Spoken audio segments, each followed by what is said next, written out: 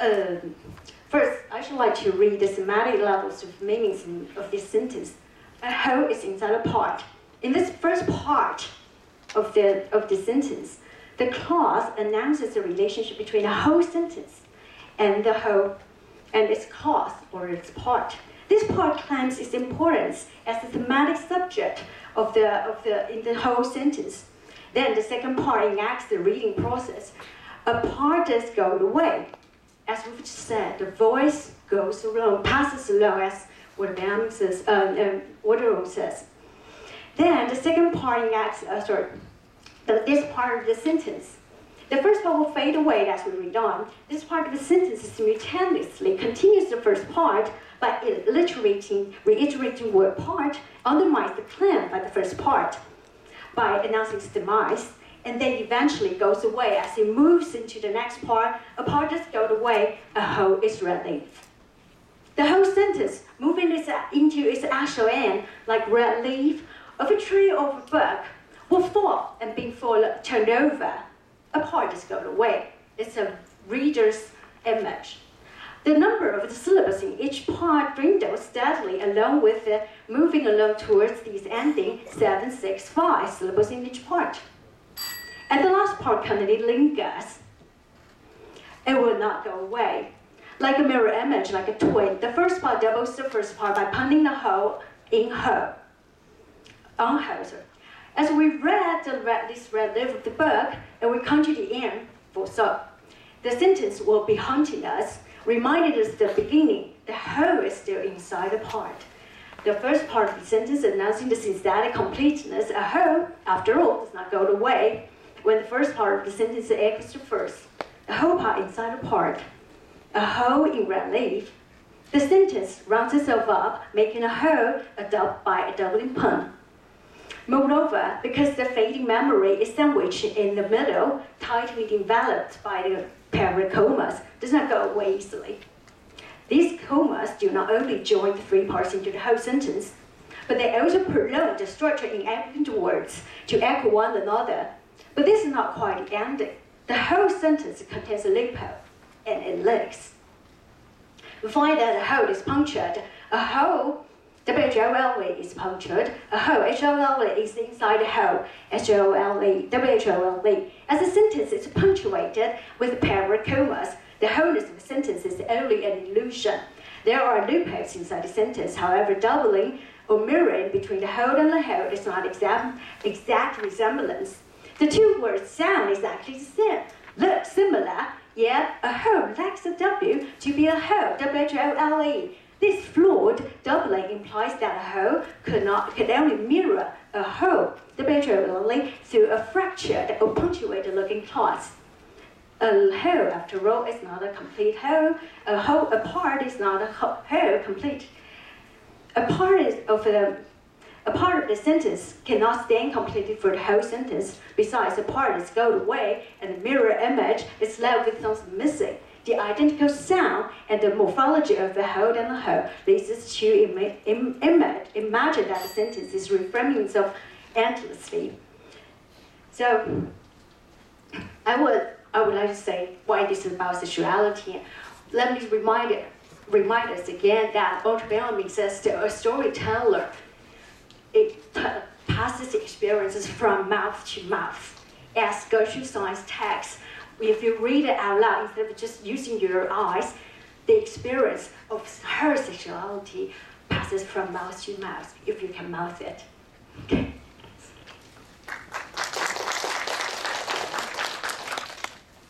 Okay, thank you, Professor Li Xinying. Yeah, I would like to invite your friend Liang Wenqing, Professor Liang Wenqing, to give some comments.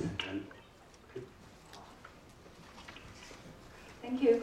Okay, I would like to thank Professor Shi for inviting me here, and I must say that Xinying's presentation is a little bit different from my expectation because I got this paper quite late, only on Wednesday, so I couldn't just really, I didn't read it quite, I mean, okay, for me, the paper seems to me to have two distinctive parts. So that's kind of giving me some difficulty to understanding the deep relationship between the two parts. And seeing focus on the first part, in my opinion. So, but because of my training from theater studies, so I think my comments is actually on the second part, which Xing doesn't present. So anyway, so there's some mismatch here. But anyway, I'll go on with my comments here.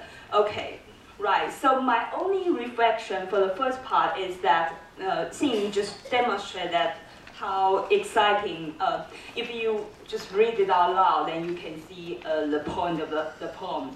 Okay, my only reflection is that when you read the tender button, it is quite interesting. It evolves a series of visual elements rather than it's quite different from just listen to it, right? So maybe that's a different effect if you read the poem rather than listen to a poem. Anyway. Okay, so the second thing I want to say is that there has to be a bridging part between the your discussion on tender button and your discussion on 4 cents in 3 acts. I mean, I can kind of imagine what you are going to reach, what you are going to construct to your discussion of the tender button, but you fail to mention this in your article, so I can only guess.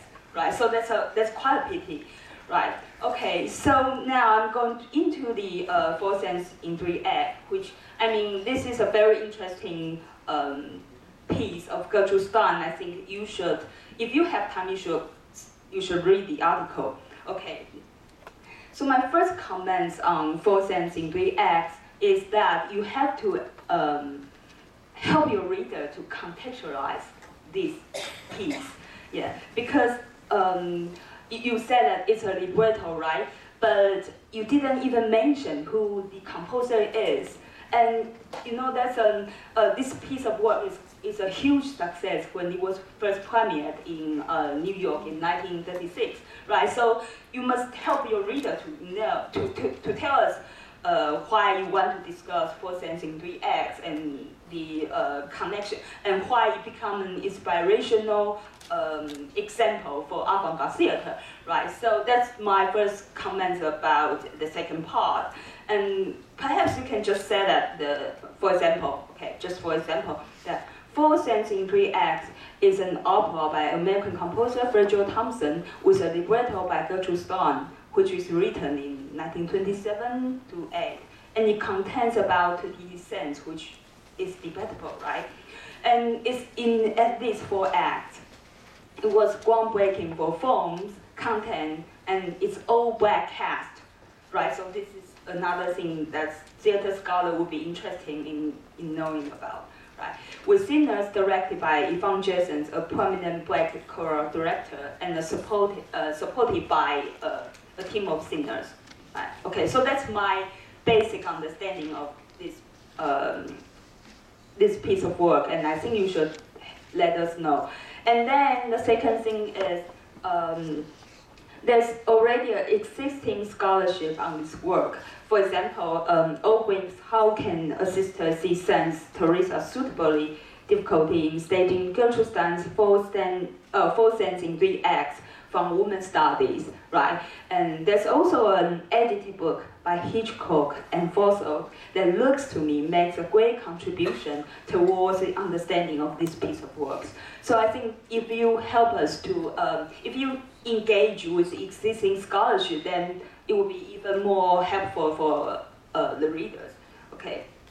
Right, so this brings me to my third point, which is that the connection with the second wave avant-garde theater movement, such as theater director Robert Wilson, how he was influenced or followed by Gertrude Stein's this piece, and how he later staged this piece, right? So, okay, so that's my main comments, and I want to have another kind of thinking, which is coming from my research specialist, which is post-traumatic theater, because Gertrude Stein's work is a is a good example of post-traumatic theater, right? So I want to share with you a different perspective in reading this piece of work, right? So in terms of the term post-traumatic theater, which has become an increasingly important one since the publication of Hans Thiel Lehmann's book, Post-Traumatic Theater, covers a wide range of contemporary theatrical forms, including device work and live art. So the pose here in post-traumatic theater is not to be understood as an epochal category, nor simply as a chronological after-drama, a forgetting of a dramatical past, but rather as a rupture and a beyond that continue to entertain relationship with drama and are in many ways an analysis and an analysis of drama. So when considered in terms of place, post-traumatic theater more specifically register dissatisfactions with drama's two fundamental process, which is the representation of the external world, which you discuss a lot in your article, and the structure of the time, which you also emphasize as well, right? So to take each in turn, representation is selective and subjective. That people assume that there's a world outside the theater and the playwrights, and so, or in this case, Gertrude Stein just took it to put it on stage, which is not, which was exactly Gertrude Stein's want to have some kind of change, which you discussed, right? So, okay, and time, again, in drama is also always structure, which in Gertrude Stein's work, the structure of time is, again, being questioned, okay? Right, so I want to say that this is thinking historically, because in the early 20th century, drama has started to signal its dislocation with its defining processes. For example, Chekhov's play is distinctively refused to engage with actions, but in favor of atmosphere and mood, right? So Pirandello here, another example of meta-theater, co-theater's ability to represent real life into question in his meta-theatrical experiment. And Black, for example, interrogated the ideological pressure that informed representation in both his play and his theoretical writing. So my point is, you can actually try to utilize the idea of post-traumatic theater in your analysis, because they are discussing exactly the same theme that you are interested in, which is the representation of theater and the time in the theater. Okay.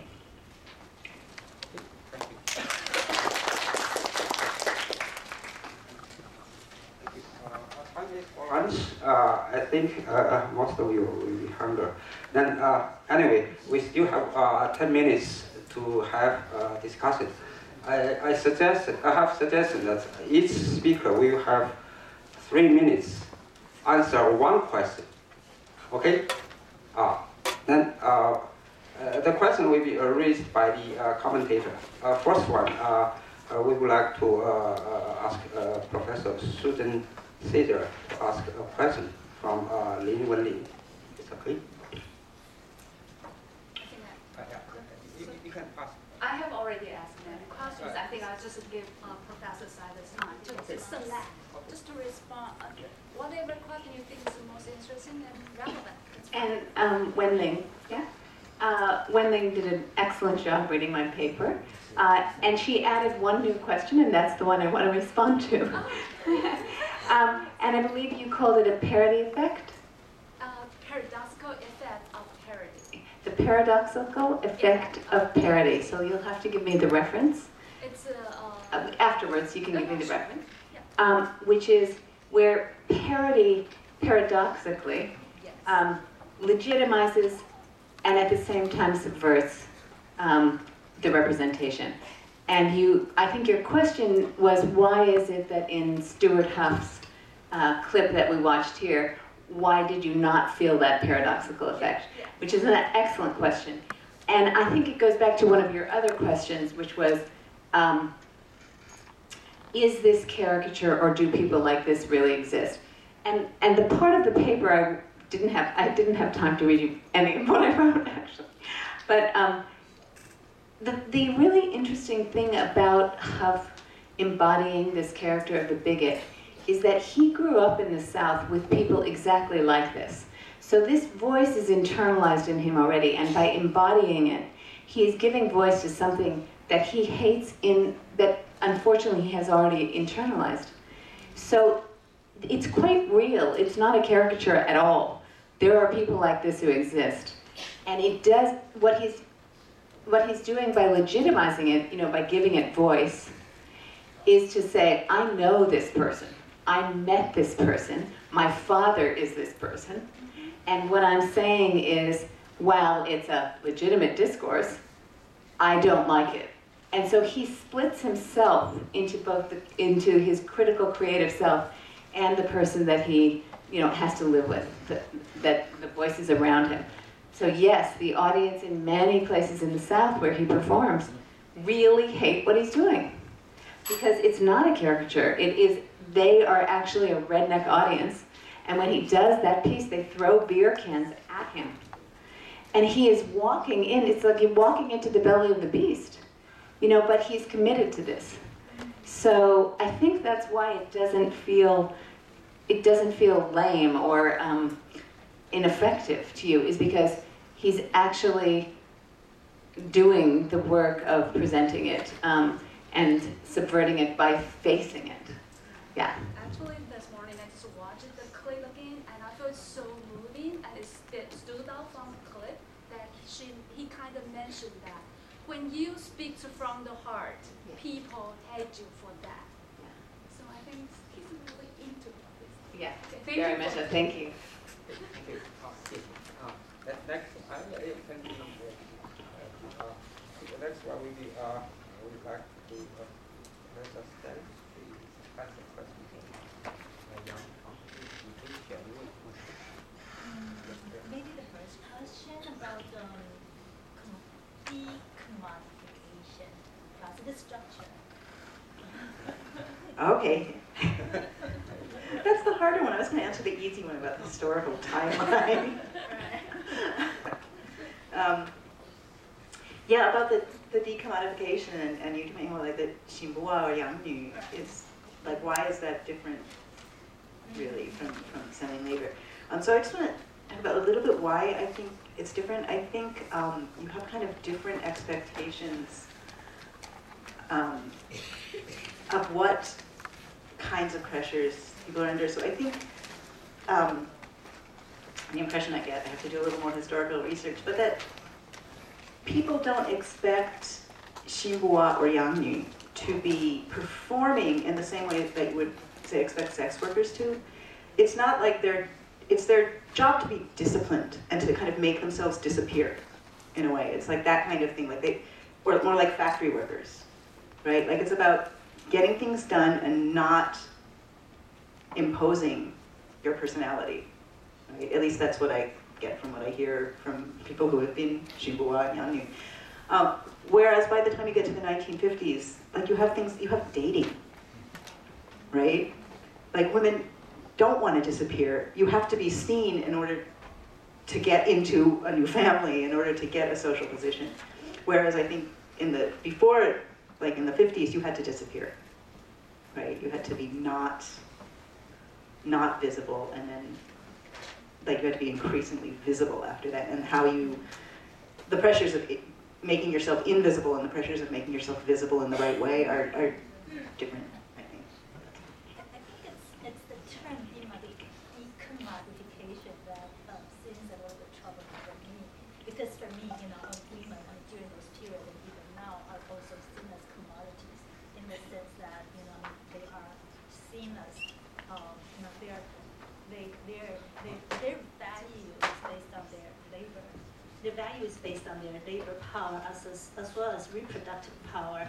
And during the two historical period that you identify, and I think it's the same. And this is why the concept of decommodification sort of troubles me.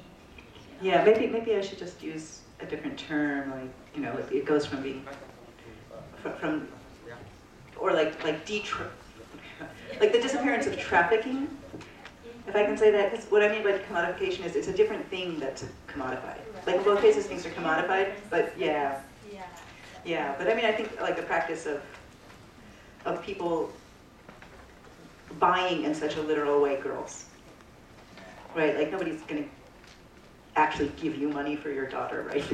Like that's illegal now, whereas it wasn't in like.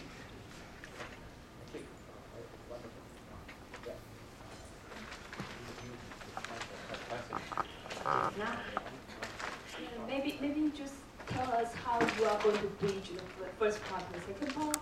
So and in answer, in order to just myself, in my paper actually I present the two parts, two different type of genres of Dutch sense word, Tinbergen's poem, and also for sense in 3 acts as an opera.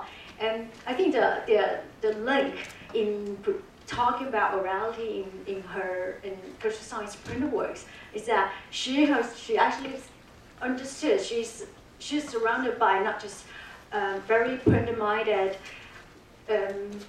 her modernist contemporaries, say Esther Pound, for example, the print, and also surrounded by a lot of popular media, television, radio, cinema, etc. So not television, cinema, and so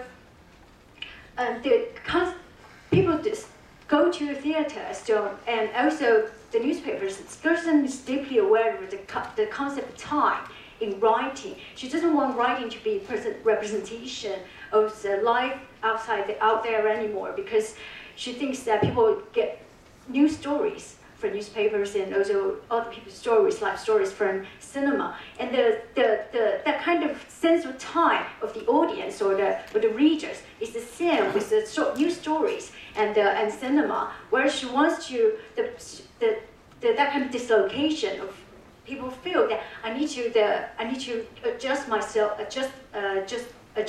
into a different world in the theater, to be diminished into the same time as the people's life, as a theater, for the theater to be a continuation of the people's life, and as well as the theater, but not as a representation of a part of it, but as a feel of it. So the four senses of 3 acts, I argue in the paper that Stein actually was actually taking off quite a lot of the textual accessories that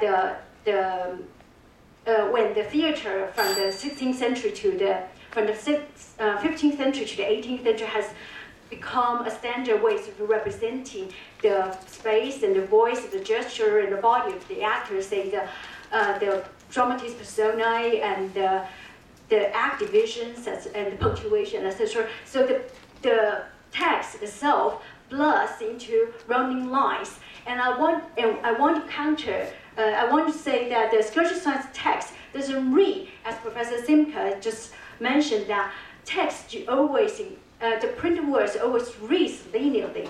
Actually, as I've just demonstrated in 10 bodies, that if people listen to four sense in 3 acts, you will hear a lot of echoes sounding back and forth, not going away. So it doesn't work linearly, and thus not a representation of something else that the audience has to feel the disjunction between this time and that time, whereas it's a continuation of the physical time within the audience. This